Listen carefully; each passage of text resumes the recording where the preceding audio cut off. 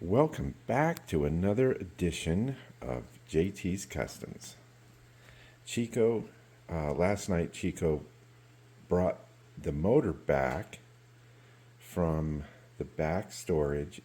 He laid out the piston, didn't you? You laid out the piston, didn't you? And this is kind of a gentle hint that I need to finish the Gresham. So, let's dive right into it. The first thing I've got to do is I've got to get well, what do you think, Chico?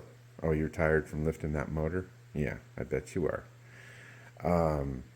We've got to get this motor finished, get the piston, cylinder, and head on it. And in order to do that, I've got to start with more plating. Oh, gosh. So I'll just start plating, and then when I've got most everything done, then we'll go ahead and put the head, piston, cylinder on, get the timing right, and go from there. Got a few of the essentials to get this engine together, all plated, as you can see. Head bolts, cam tensioner plug, little idler, wheel. Got the head on, got the little idler wheel or cam chain wheel here. Everything went on good. And I'm going to do this, I'm filming this, I'm going to show you, and really it's for me because I never know. I try to go back to my own videos to see if like one doesn't run, why maybe I didn't get the valves to seat properly, or so what I did is I used valve grinding compound, and I got down in here, and you can see there's still a little bit of pitting, and I'm going to show both of us because I'm going to look at this later. Right in here. But everything lines up so well, and the mating surfaces on the valve also. You know, there's no pitting on the valve. Typically, I've got pitting on the valve. And the valve itself, when I do the lapping, valve grinding compound, I get that out. I get the little pitting out. But these valves just really had no pits at all. So my pits were in here. So I just ground on the exhaust. The intake, I mean, it looks really good. You can see. So this is I'm just doing this for myself, so later on when I'm looking at another head, I can say, okay, well, the CT90 ran really well. You know, this is all self-taught for me. I'm not a guy that spends tons of time on CT90s, but I am starting to do quite a few of these little Honda engines, so this is going to help me down the road to let me know what's acceptable. Now, if this doesn't run and I've got to pull it back down, see there's a little bit of pitting in there, so we're just going to see if this little bit of valve grinding will suffice, and we'll see if it'll run and run well. And there they are in. I'm going to install the valve springs, and hopefully we'll get this head mounted up fairly quickly. The head's on, all torqued down. Time to install the cam, time it, and then the head side covers. Starting to look pretty good. It was a long day, but I got it all in. Everything's torqued. Everything went in real nice. I had kind of a question about the point rotor, the rotor that lifts the points up at a certain point. It looked like there were two different kinds in my box of parts, but I think I have the right one. So we are about ready to put this in the frame. And the motor's in.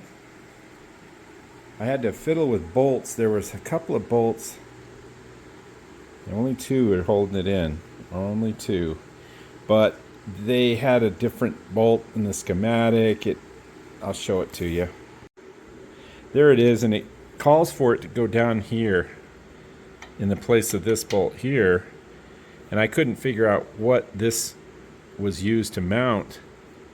So I'm going to probably regret replacing it because I couldn't live with the length of it. The length of that bolt came out another, I want to say almost an inch sticking out here. This is a perfect fit. And I'm looking at a lot of the stuff, a lot of restored bikes, and this bolt here is typically long.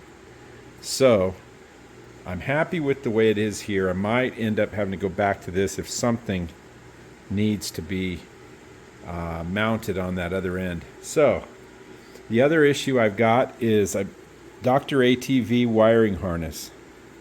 I've got to go in, and I think they have a wiring schematic that will make sense out of these, and then be able to decide which ones plug in where.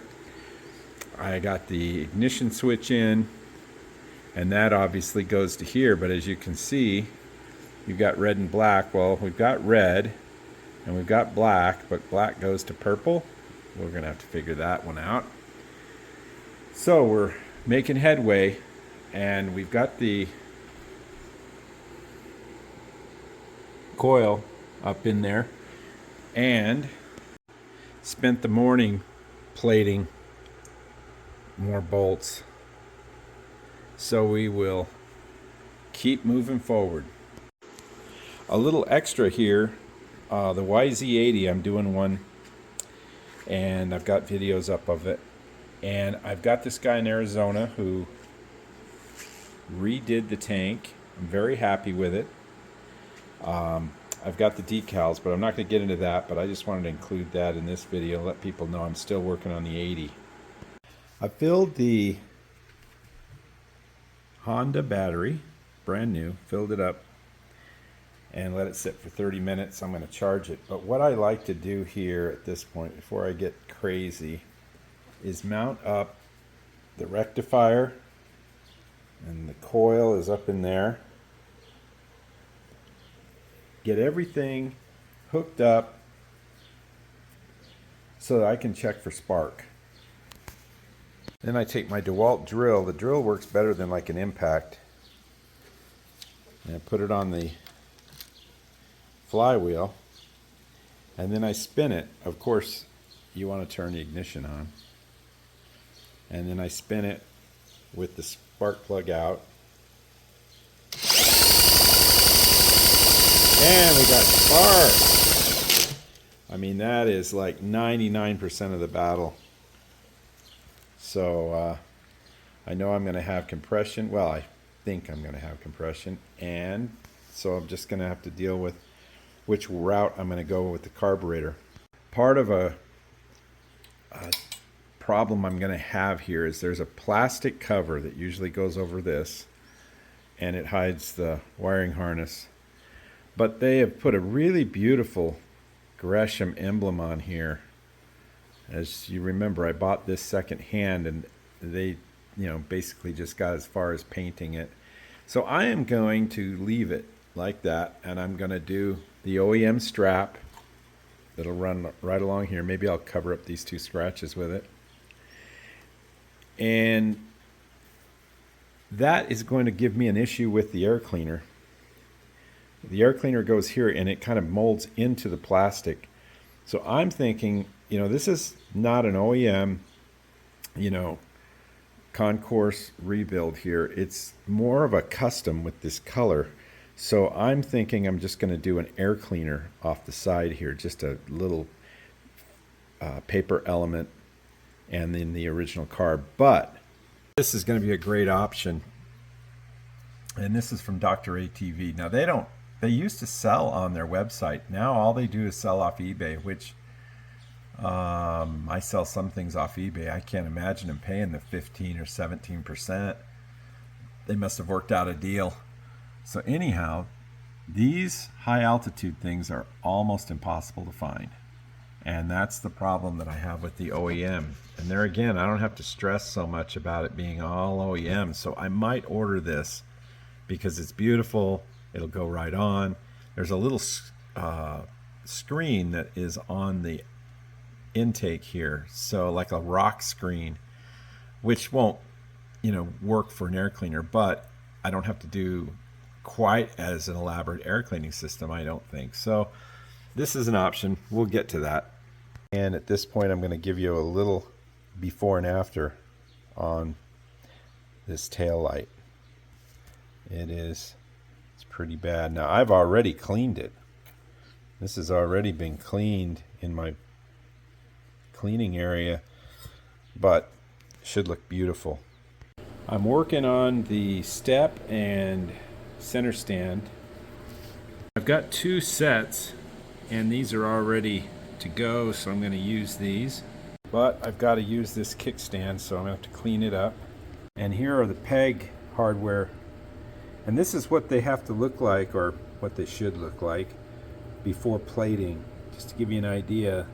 I mean, they're really shiny, they're really clean, there's no plating on it, no rust. And instead of painting these pegs, I'm going to plate them black. Here's a 83 Honda. And you can see I'm fairly certain that this is not a painted part. That these are zinc plated and then black chromate applied. There they are, all plated.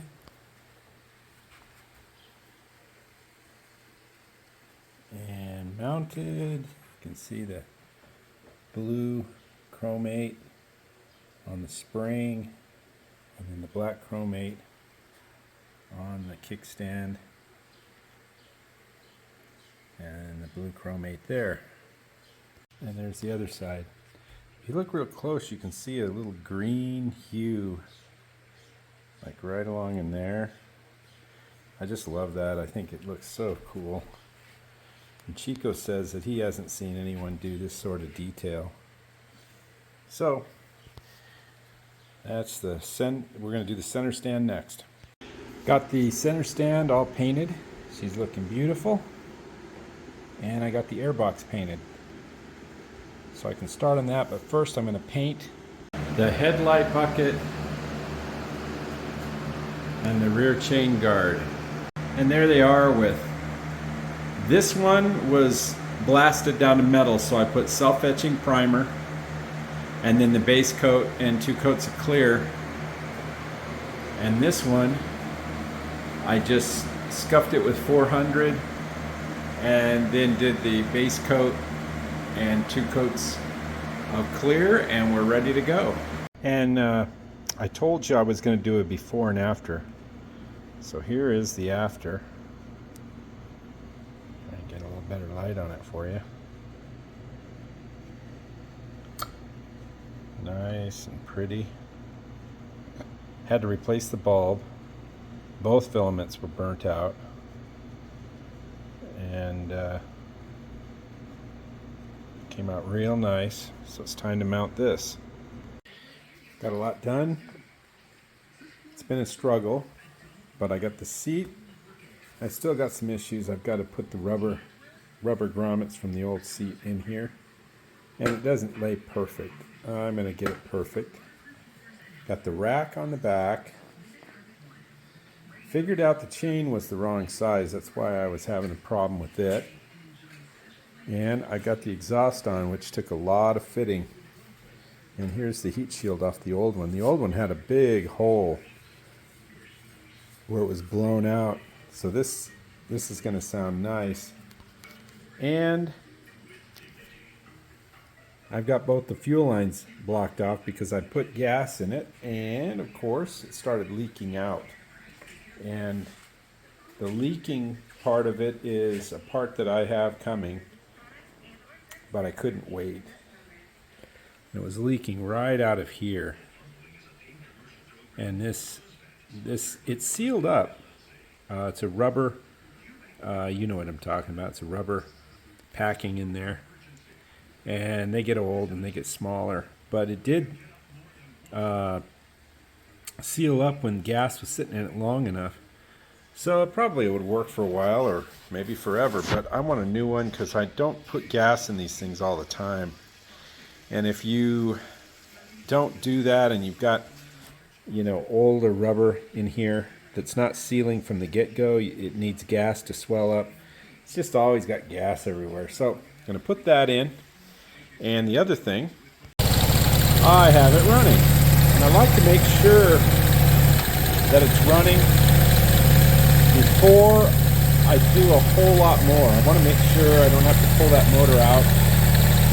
But it's really, really quiet. Really nice. No exhaust leak. So that's a good thing. And I'm going to do a small, just a little air cleaner here because this is a custom. It's not a, you know, concourse thing. So there we go. And my real debate is whether I stop the video here.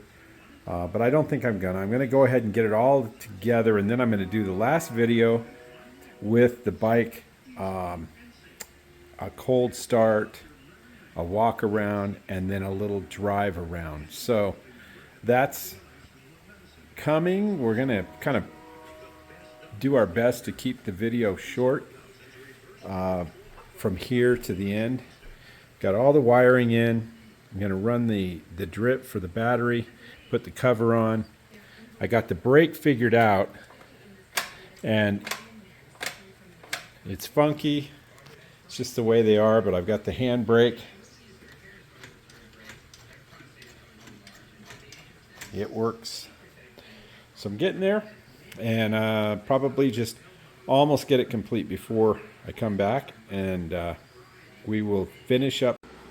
This is going to be the last of this video, and I'm going to show it running, but I'm going to do a final video of a cold startup and a little run around, you know, through the gears, that sort of thing.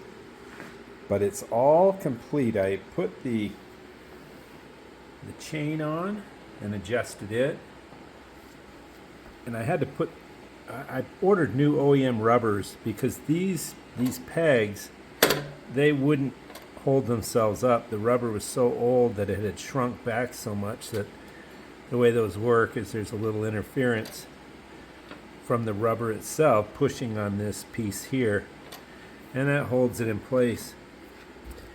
And I got the center stand all figured out.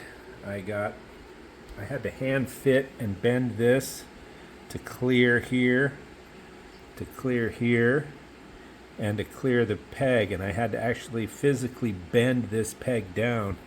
So over the years, it probably got, you know, dropped a couple times, and this bent up. And I'm going to run this, just this small air cleaner, because this is not going to be a off-road warrior. This is probably going to be someone's static display, or maybe they'll use it as a get around in the campground, but it'll work fine.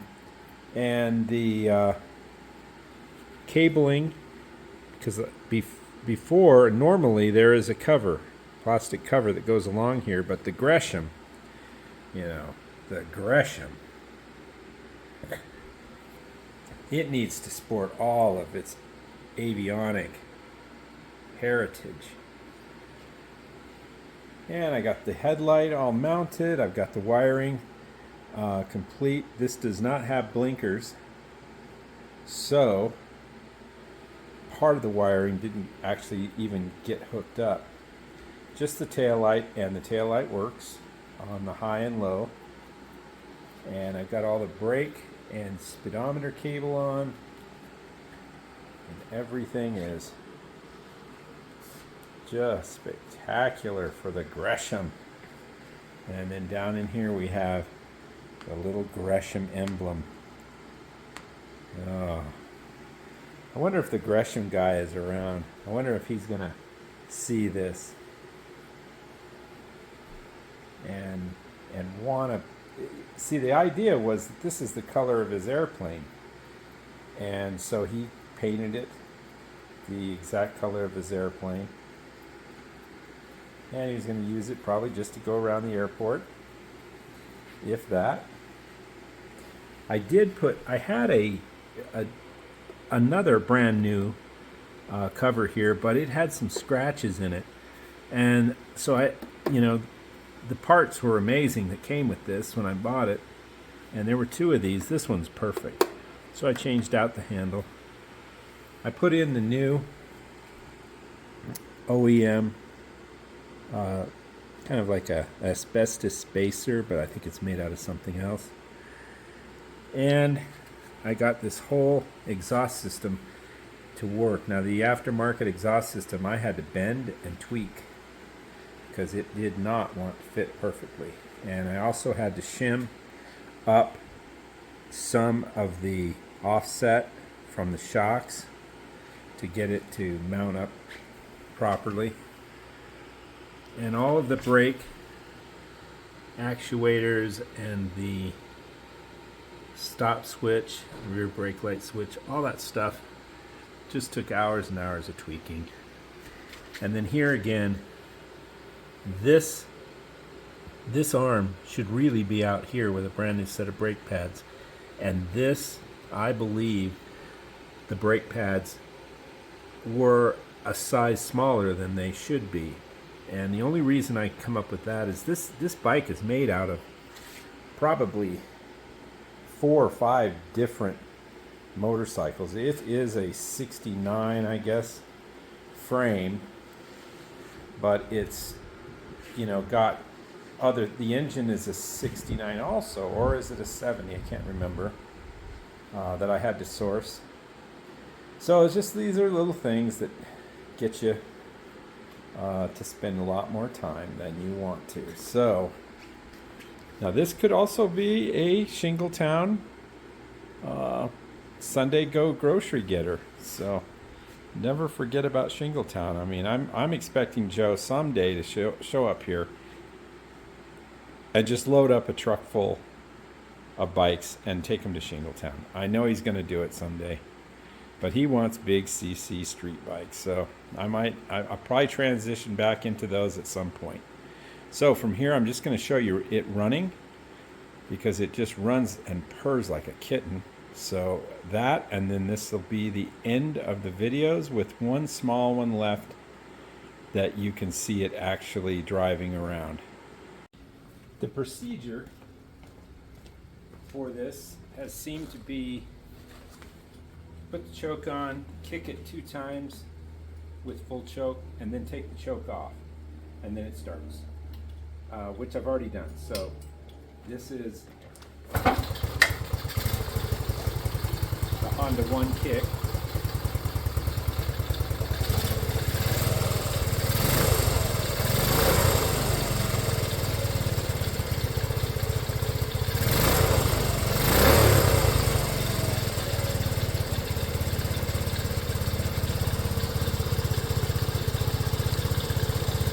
And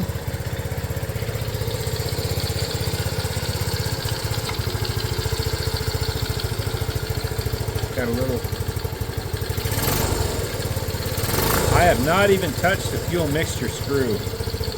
So I'm going to try to do a little bit of that.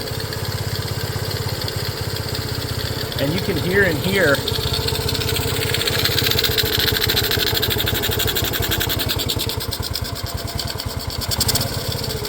hear it sucking in a little.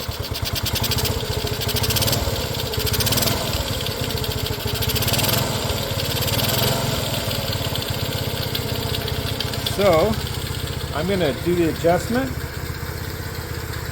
but for now this is the Gresham and the final product. So I hope everybody goes out and builds them a CT90 or 110 and does a little bit more of a custom look like this. I like this. I think this is a one of a kind, and people, especially if you're into the Hondas, I mean, this, with all the new rims and spokes and polishing and everything, this thing has bound to get some activity and some interest. So until the next video, which I'm hoping will be the YZ80, we will see you on the next JT's Custom restoration.